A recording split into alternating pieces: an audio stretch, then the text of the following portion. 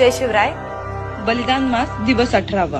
डोळ्यात दृष्टी अमुच्या शिवशार्दुलांची, चित्तात वृत्ती निवसे सईच्या सुताची, हृदयात मूर्ती विलसे प्रियमाय भूची, आतुर हाक श्रवण्या वडुरायगडची.